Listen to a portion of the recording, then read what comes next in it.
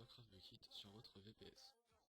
Donc je vous conseille d'utiliser pour ce fait Putty, qui est un logiciel gratuit. Donc sous Windows c'est Putty, sinon sous Linux ce sera SSH dans la console ou le terminal, et sur Mac par contre je ne sais pas. Vous pouvez vous renseigner sur Google. Ensuite, donc moi je n'avais pas utilisé Putty parce que j'ai une machine virtuelle en local, mais vous connectez avec le port 22 en SSH sur votre machine. Donc après ça faut voir avec votre hébergeur. Donc déjà on va se rendre dans le répertoire home, donc cd/home. Ok, donc on va voir qu'est-ce qu'il y a. Voilà. Ensuite, ce qu'on va faire c'est qu'on va créer un dossier. On va commencer, on va faire mkdir et par exemple Spigo. Ensuite on va se rendre dans le dossier Spigo. Voilà, donc là le répertoire est vide. Ensuite on va prendre la version de Spigo comme on veut, donc on va par exemple prendre la 9.4. Alors c'est le lien direct, oui. Donc copier l'adresse du lien. Hop.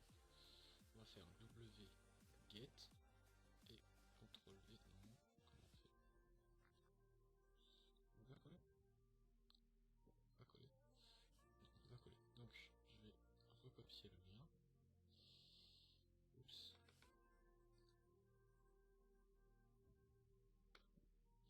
Bon, je vais recopier le lien, on se retrouve juste après. Donc voilà, c'est bon. J'ai téléchargé le fichier, donc j'ai tout simplement tapé wget et ensuite l'adresse en https etc. Hop, on va mettre ça. Donc j'ai fait entrer ensuite et ça a téléchargé. Comme vous voyez en rouge, Spigo 1.9.4. Donc ce que je vais faire déjà, c'est que je vais le relever. mv spo en spigo.jar. Voilà, ensuite je vais changer en exécutable, -c 777 spigo.jar. Ensuite je vais j'ai pas besoin de... Donc là vous voyez il est en vert, c'est qu'il est en exécutable. Ensuite ce que je vais faire avant de le démarrer, c'est que je vais créer je vais télécharger déjà ce qu'on appelle screen. C'est ce qui va permettre en fait de garder votre serveur ouvert même si vous fermez la fenêtre de votre Putty. Ok, donc il est déjà installé. Donc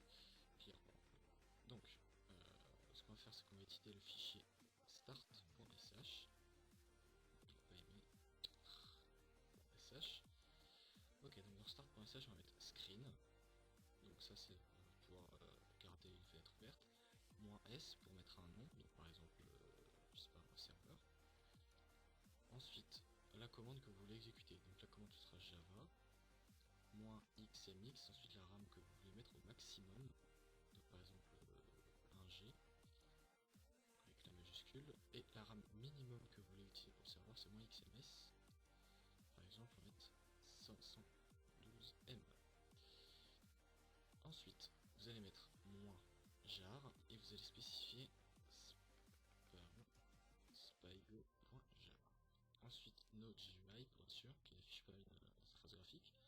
Et ensuite si vous voulez mettre des arguments, donc par exemple un dossier qui contiendrait tous les mondes, spécifier le port pour pas avoir configuré le fichier, etc. Je vous mettrai un lien dans les descriptions avec tous les arguments que vous pouvez trouver sur Spigo. Ok, donc vous validez ls, donc là on se retrouve avec start.sh. Ensuite il faut rendre start.sh exécutable. Donc on fait pareil, chmod -c 777 start.sh. Voilà, donc là vous faites ./start.sh et ça va démarrer le serveur. Donc je vais attendre que tout se lance et puis je vous retrouve juste après. A tout de suite. Voilà, donc là on remarque que le serveur s'est arrêté parce que on n'a pas accepté la licence ELA. Donc on va faire nano ELA.txt. Voilà, donc là on voit ELA false. Donc il faut mettre true, comme ça, CTRL X, Y, entrée. On relance le serveur. Non, déjà on peut configurer serveur properties sur nano server.properties. Ah non, excusez-moi, c'est pas encore généré. Donc, hop, ./start.sh et on attend. tout le monde. Donc là, vous remarquez, il a fini, ça y est, de générer les mondes, etc. Et donc, comme je disais, l'avantage du screen, c'est que soit si vous utilisez une machine virtuelle ou locale, vous verrez que si vous fermez la fenêtre ou vous essayez de sortir, ça va fermer le serveur. Là, si vous avez screen, vous faites CTRL A D, ça ne marche pas. Voilà. Donc là, ça marque detached from 1237 pardon, .serveur. Ça veut dire qu'on est sorti du screen, mais il est toujours actif. Si vous faites screen -ls pour voir la liste, vous voyez toujours serveur. C'est-à-dire que si vous allez sur Minecraft, multijoueur, nouveau serveur, et là vous faites 192.168, alors ça c'est mon adresse locale, là vous mettrez l'adresse de votre serveur, .1.15 si je ne me trompe pas. Ok, donc là vous voyez Spigo 1.9.4, le serveur est ouvert. Et donc là ça vous permet en fait d'avoir le serveur qui tourne et de quand même pouvoir faire des opérations sur votre machine, donc par exemple installer un autre serveur, etc. ou configurer, par exemple nano server.properties. Là on va pouvoir par exemple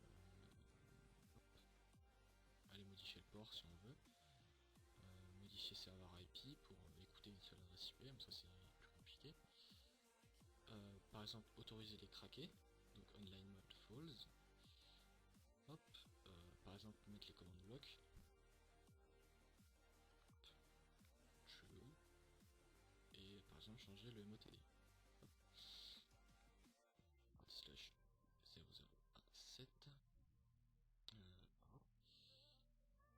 Ici là, bienvenue sur mon serveur local. Hop, CTRL X, Y pour accepter et on ne modifie pas le nom. Ensuite on va faire screen -x et serveur. Là on va récupérer le screen. Donc là on va faire stop, on arrête le serveur et puis on le relance. Donc, /start.sh. Je vous retrouve juste après, à tout de suite.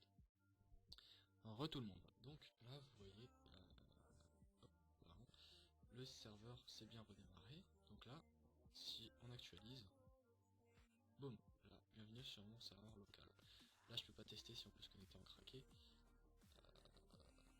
parce que je sais pas la bonne version de Minecraft. Donc là votre serveur Spigo est installé, mais ça peut ne pas fonctionner pour certains. Certains pourront voir pas de serveur ouvert et quand ils essaieraient de se connecter, impossible de se connecter. Donc là CTRL AD encore une fois, on sort du screen.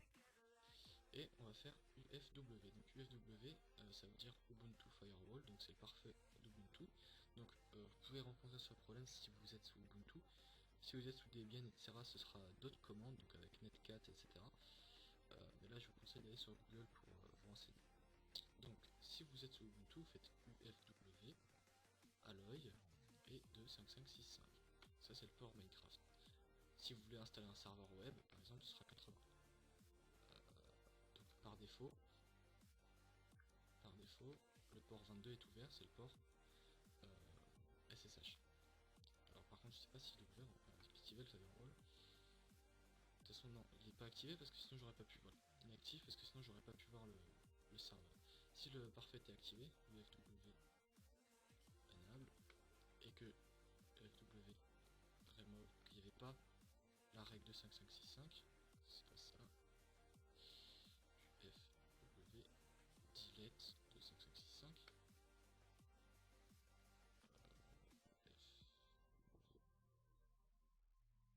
Statut. On va faire un delete 1. Ah, ok, yes. Ok, delete 1. Yes. Statue. Ok, donc là, on voit que le parfait est activé, mais qu'il n'y a aucune règle. Donc normalement, tous les ports sont bloqués. Si on actualise, voilà, vous voyez, ça ne cherche pas. Donc si vous n'avez pas ouvert les ports, ça fera ça. Et le serveur ne cherche pas, donc ce que vous faites, UFW. Donc déjà, il faut l'activer le parfait, parce que si vous ne l'activez pas, c'est dangereux. Donc avant de l'activer, vous vérifiez UFW Alloy 22. Et puis ensuite, UFW Enable. Là, UFW Alloy 22, c'est pour être sûr que le port 22 soit autorisé, sinon ça va couper votre connexion et vous ne pourrez plus vous connecter en SSH. Donc Alloy 22, ensuite vous l'activez. Ensuite, une fois qu'il est activé, UFW Alloy 25565, hop, vous ajoutez la règle, vous actualisez, et là c'est bon, vous pouvez aller sur votre serveur. Voilà, c'est tout pour cette petite vidéo. Je pense que la prochaine ce sera comment installer un serveur Cold Run, parce qu'il y a plus de choses à faire, il faut installer, enfin, il faut télécharger l'installeur, etc. Donc ce sera un petit peu plus compliqué.